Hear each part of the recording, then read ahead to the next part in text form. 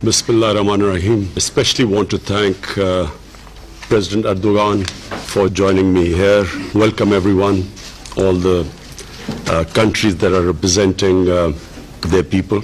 I want to talk about Islamophobia because of my sporting career. I spend a lot of my time in England and traveling in Western countries. So I've seen this phenomena grow. And I think it's very important to address it because it's especially people, Muslims living in Western countries are now increasingly subjected to Islamophobia, which is going to have consequences unless it's addressed. Consequences because we all know that marginalization of any community leads to radicalization. I have seen Pakistani community in England marginalized in Manchester, areas of Manchester and in Birmingham. And we have seen radicals coming out of these communities. And we have seen the same process in Europe because of Islamophobia. So I just want to take this opportunity to address this issue. The biggest damage done to Muslims is that after 9/11, terrorism was associated with Islam. So Islamic terrorism, Islamic radicals. And constantly these words were used by leaders of Western countries, explaining that, 9/11 terrorists and any acts of terror that took place after that. The moment you use the word Islamic radicals, it means that there is something in Islam that produces radicals. That it's because of Islam they are being radicals. That terrorism is associated with Islam. And especially suicide bombing. Because regularly we heard these commentators saying that, Muslims are indulging in suicide attacks because they will have virgins in heavens. This sort of nonsense kept going on. Just a brief, anyone who knows about history, desperate human beings throughout history have committed what are called suicide attacks. Before 9/11, 75% of suicide attacks were by Tamil tigers who were Hindus.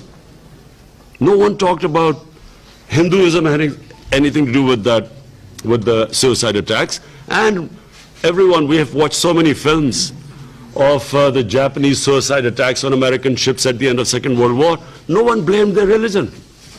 Because religion has nothing to do with, no religion has anything to do with terrorism.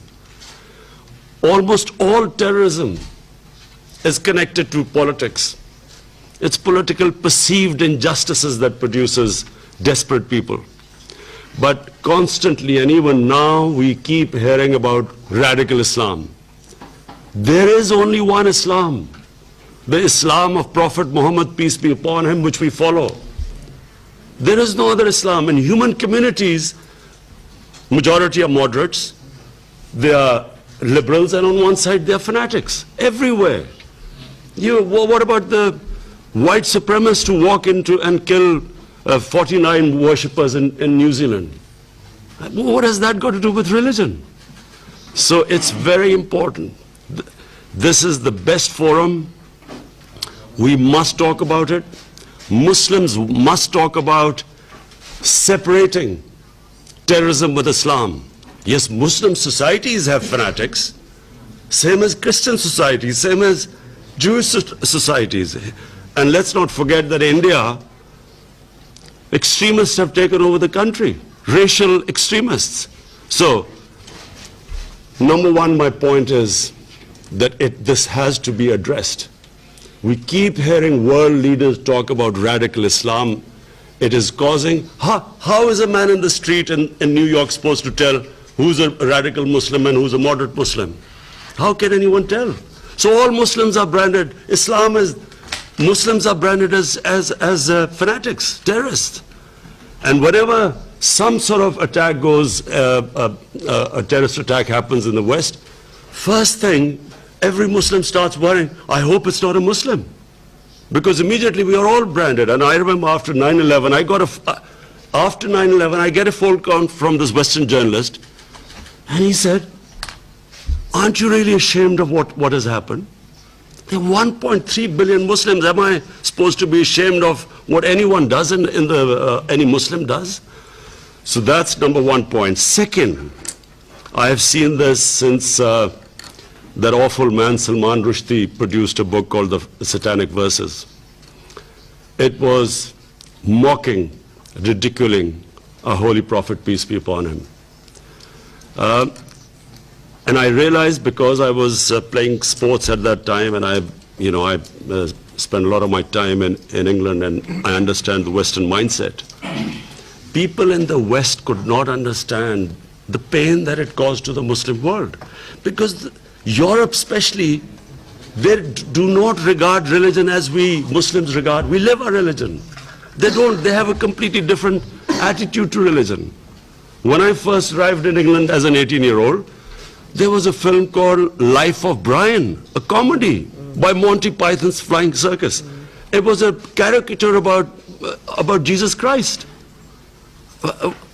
So it was the first shock to me. They don't look at the European societies particularly does not look upon religion like we do. And unfortunately, this I blame us Muslim leaders. We have not explained to the Western societies how painful it is when our Prophet is maligned, mocked, ridiculed.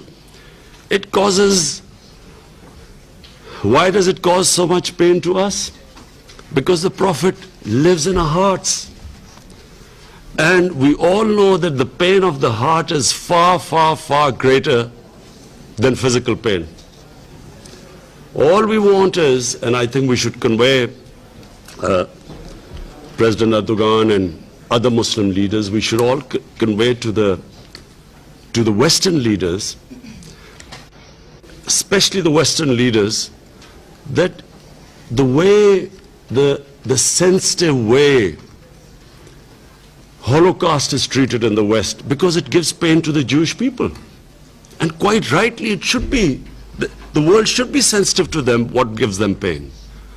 Similarly, we want them to be as sensitive to the Muslims.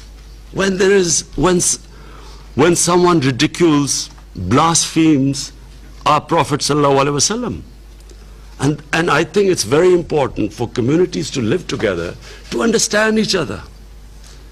And therefore, these 2 points, in my opinion, have contributed more to Islamophobia than anything else. Because every 2 or 3 years, someone in the European or US cities, someone comes up with a caricature of a Prophet, peace be upon him, or this is something which is derogatory. There's a reaction amongst the Muslims. And then everyone says, look what an intolerant religion it is. Immediately, the gulf between the communities widens, because they don't understand why it's causing us pain. We haven't explained to them, and yet there is a certain small section of society which knows that it's going to cause us pain, and they deliberately do it to make the fissures wider. So this is a great forum, the UN. All world leaders are here, and I will be talking about this in my speech on Friday as well. But I feel that it is important that us Muslim leaders convey these 2 things, because all it does is it creates fissures amongst human beings. And anything that creates fissures, this is the forum where we should try to unite humanity. Thank you.